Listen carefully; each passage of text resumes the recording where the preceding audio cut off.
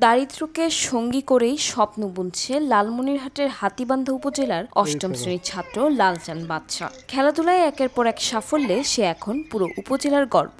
সম্প্রতি জাতীয় পর্যায়ের সাঁতার প্রতিযোগিতায় প্রথম স্থান অর্জন করে নিজের পরিবার ও জেলার মুখ উজ্জ্বল করেছে এই প্রতিভাবান কিশোর।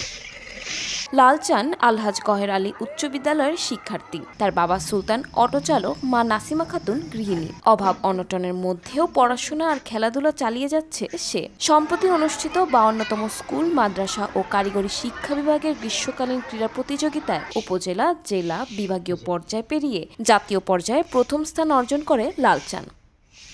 বিদ্যালয়ের শিক্ষকরা জানান, তার এই সাফল্যের পেছনে কঠোর পরিশ্রম ও পরিবারের সহযোগিতা রয়েছে। উপজেলা প্রশাসন জানিয়েছে, লালচানের পরিবারের জন্য সহায়তা ও উচ্চতর প্রশিক্ষণের সুযোগের ব্যবস্থা করা হবে। আমার সুলতান, আমার বড় ছেলের নাম লালচান বাদশা। তিনি জাতীয় খেলায় চ্যাম্পিয়ন হয়েছে।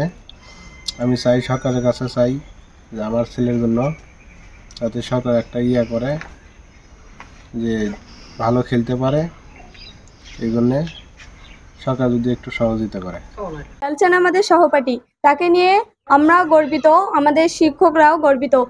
এতে যে আমাদের হাতীবান্ধা আর আমাদের স্কুল গর্বিত তা নাই, এতে সে যে সাঁতারে স্বর্ণপদক অর্জিত করেছে এটা নিয়ে আমাদের পুরো দেশ গর্বিত। আমরাও চেষ্টা করব আগামীতে তার মতো কিছু অর্জন করা। পরিবারের সহযোগিতা, আমাদের শিক্ষকদের অক্লান্ত পরিশ্রমের কারণে সে আজ তার এই সাফল্য অর্জনে সক্ষম হয়েছে। আমাদের এই শিক্ষার্থী মোহাম্মদ লালচান বাদশা 52তম স্কুল, মাদ্রাসা, কারিগরি শিক্ষার গ্রীষ্মকালীন ক্রীড়া প্রতিযোগিতায় উপজেলা পর্যায়ে অংশগ্রহণ করে, সেখানে প্রথম স্থান অধিকার করে এবং পরবর্তীতে সে জেলা থেকে বিভাগ এবং উপ অঞ্চলে সফলতা অর্জন করে।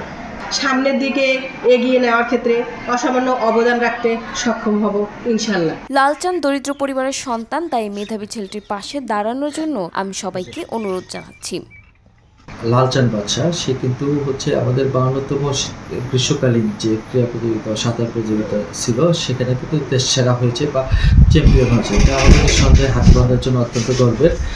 তো লালচান বাদশা মূলত একটি প্রান্তিক পরিবারের সন্তান। তার পরিবারের আমরা খোঁজ নিয়েছি, তাদের আসলে একটু সমস্যার মধ্যে দিনাতিপাত করছে, যেহেতু তার বসতভিটার সমস্যা রয়েছে, আমাদের নজরে এসেছে আপনাদের মাধ্যমে।